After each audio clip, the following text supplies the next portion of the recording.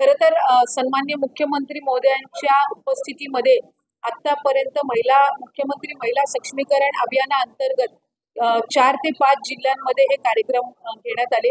उद्याही विशेष कार्यक्रम आम्ही सन्माननीय मुख्यमंत्री महोदय असतील, दोन्ही उपमुख्यमंत्री महोदय असतील, मंत्रिमंडळातील सर्व सहकारी असतील, आम्ही सगळेच आपापल्या जिल्ह्यामध्ये करण्याचा प्रयत्न करत आहोत, जेणेकरून अधिकाधिक महिलांपर्यंत धोरण असेल किंवा अभियान असेल हे त्या ठिकाणी पोहोचवण्यात यावं आणि याचा लाभ हा त्या निमित्ताने देण्यात यावा। आम्ही आणखीन एक करत आहोत की साधारणपणे धोरण जर आपण बघितलं तर त्याची बऱ्याचशा वेळेला हे संक्षिप्त आणि सोप्या भाषेमध्ये महिलांना कळावं, घटकांपर्यंत पोहोचावं या दृष्टिकोनातून सुद्धा सोप्या भाषेमध्ये आणि संक्षिप्त असं याचं चांगल्या पद्धतीनं प्रसार सुद्धा करण्यात येणार आहे, जेणेकरून या धोरणाअंतर्गत काय काय बाबी या महिलांसाठी करण्यात येणार आहेत या त्यांच्यापर्यंतही तितक्याच सहजरित्या पोहोचल्या पाहिजेत या दृष्टिकोनातून विभाग प्रयत्न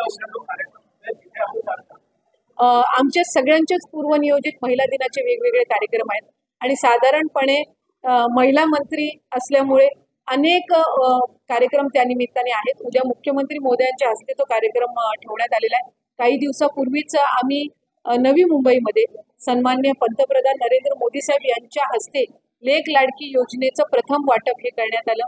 यवतमाळलाही त्यांच्या उपस्थितीमध्ये एक मोठा महिला मेळावा आणि मुख्यमंत्री महिला सक्षमीकरणाचा एक अभियानाअंतर्गत कार्यक्रम झाला। उद्या इचलकरंजीला आहे, त्यामुळे प्रत्येक जण महिला दिन असल्यामुळे आम्ही वेगवेगळे कार्यक्रम घेतलेले आहेत। त्यामुळे आमच्यातलं सर्वात महत्त्वाचं म्हणजे मुख्यमंत्री महोदयांच्या तो हस्ते होत आहे, त्यामुळे ते आले म्हणजे आम्ही सर्वच त्या ठिकाणी आलेलो आहोत। आज माविम का 50th ईयर है और 50th ईयर में हम माविम का ये सेलिब्रेशन का प्रोग्राम यहाँ पे आयोजित किया गया था और उसमें हमने बहुत ही अच्छे तरीके से माविम का जो ये 50 साल का जो ये उनकी जर्नी रही है वो हाईलाइट करने की कोशिश की है।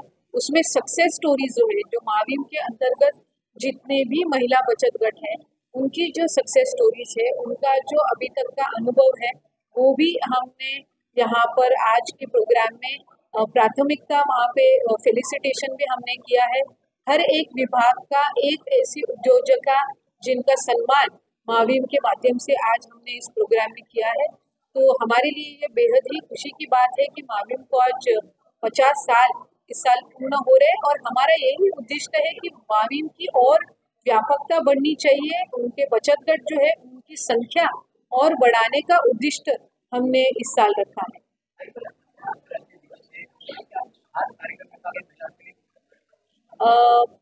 विविध कार्यक्रम का आयोजन तो निश्चित रूप से किया गया है। खासकर इस साल हमने मुख्यमंत्री महिला सशक्तिकरण अभियान इस पे हमने ज़्यादा से ज़्यादा लक्ष्य केंद्रित करने का प्रयास किया है, ताकि अधिकाधिक जिला जो है डिस्ट्रिक्ट से यहाँ पे महिलाओं के पास जो भी केंद्र शासन के, राज्य शासन के विविध योजनाएं हैं, अभियान है, ये अधिक रूप से हम वहाँ पर ऑर्गेनाइज कर पाए। महिलाओं को ये जो सब योजनाएं हैं उनका अधिकाधिक लाभ हम दे पाए और खासकर जो चौथा महिला धोरण है जिसकी मान्यता हमें मंत्रिमंडल की बैठक में प्राप्त हुई है, ये हाईलाइट रहेगा इस साल का, क्योंकि धोरण ये 7-8 साल में एक बार आता है। तो ये चौथा महिला धोरण जो है इसमें हमने प्रयास किया है कि अधिकाधिक कोई भी घटक, महिलाओं से जो भी निगडित कोई भी घटक हो वो दुर्लक्षित ना रहे। ये महिला धोरण में हमने ज़्यादा से ज़्यादा इम्प्लीमेंटेशन पे हमने यहाँ पर लक्ष्य केंद्रित किया।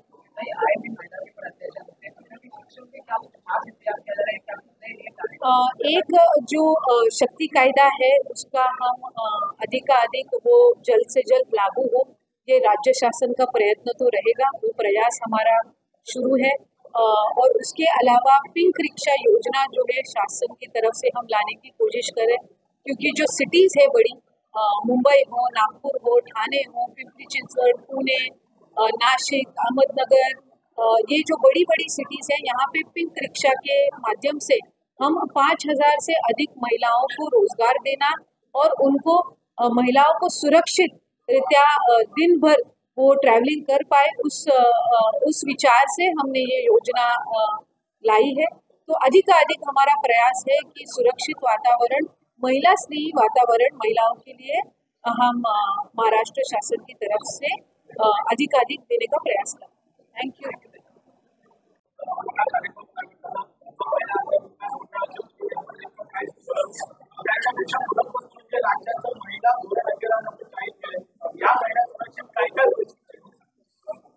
खरं तर महिला आर्थिक विकास मंडळाला म्हणजे माविमला 50 वर्ष पूर्ण होत आहेत आणि 50 वर्षाची वाटचाल पूर्ण होत असताना महिला दिनाच्या पूर्वसंध्येला हा कार्यक्रम आयोजित करण्यात आला। याच्यामध्ये माविमचा 50 वर्षाचा यशस्वी प्रवास, त्याचबरोबर माविमचं विस्तारीकरणाचं पुढचं आमचं असणारं उद्दिष्ट, या सगळ्याच गोष्टींचा एक त्या निमित्ताने आम्ही एक लॉन्चिंग हे निश्चितपणाने केलं। उद्याचा साजरा होणारा जागतिक महिला दिन हा आमच्या सगळ्यांसाठीच एक अतिशय इतर वर्षामध्ये आपण साजरा करणाऱ्या महिला दिनापेक्षा वेगळा आहे, कारण यंदाच्या वर्षी चौथं महिला धोरण हे जे गेल्या 3-4 वर्षापासून त्याच्यासाठी काम सुरू होतं।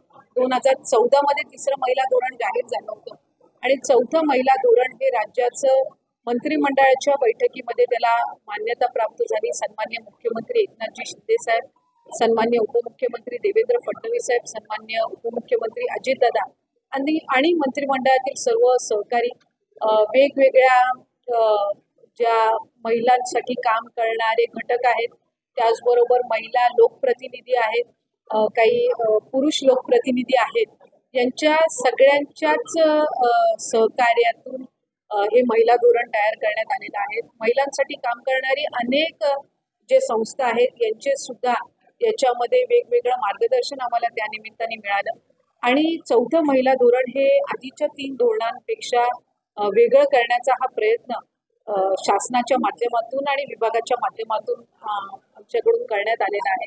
याच्यामध्ये सर्वात महत्त्वपूर्ण म्हणजे यंदाच्या जे चौथं महिला धोरण आहे त्याच्यामध्ये अंमलबजावणीकडे म्हणजे इम्प्लिमेंटेशन मध्ये आपण अधिक भार हा दिला गेलेला आहे। अष्टसूत्री हे धोरण आहे, म्हणजे महिलांशी निगडीत 8 महत्त्वपूर्ण बाबींचा याच्यामध्ये समावेश आहे। महिलांचं आरोग्य असेल, महिलांचं शिक्षण असेल, महिलांना सक्षम करणं असेल, आर्थिकरित्या सक्षम करणं असेल, महिला हिंसा कमी करणं असेल, महिला स्नेही वातावरण निर्माण करणं असेल, समाजामध्ये राजकारणामध्ये विविध क्षेत्रांमध्ये महिलांना समान हक्क हे मिळवून देण्याच्या दृष्टिकोनातून आणि त्याचबरोबर जे शासनाचे वेगवेगळे विभाग आहेत, शिक्षण आहे, कौशल्य विकास आहे, उद्योग विभाग आहे, ग्राम विकास विभाग आहे, या सामाजिक प्रशासन आहे, या सगळ्या विभागांनी महिलांच्या सक्षमीकरणासाठी काय काय गोष्टी कराव्यात याचा अंतर्भाव या महिला धोरणामध्ये करण्यात आलेला आहे आणि याचं वैशिष्ट्य या धोरणाचं असं आहे की हे फार फ्लेक्झिबल धोरण आहे। त्यामुळे निश्चितपणाने याची लवचिकता आणि हे डायनॅमिक धोरण आपण करण्याचा प्रयत्न केलेला आहे। याच्यामध्ये मूलभूत सुविधांपासून सगळ्या गोष्टीकडे अधिकाधिक आपण महिलांसाठी भर देण्यात आलेला आहे। महिला स्नेही वातावरण तयार करण्याच्या दृष्टिकोनातून या धोरणामध्ये अनेक गोष्टींचा आपण अंतर्भाव यामध्ये केलेला आहे आणि विशेष म्हणजे या धोरणाच्या अंमलबजावणी करता आपण त्रिसूत्री समिती ही त्या ठिकाणी स्थापन केलेली आहे। उच्चस्तरीय समिती ही सन्मान्य मुख्यमंत्री यांच्या अध्यक्षतेखाली असेल, ज्याच्यामध्ये महिला धोरणाच्या अंमलबजावणीचा आढावा घेतला जाईल।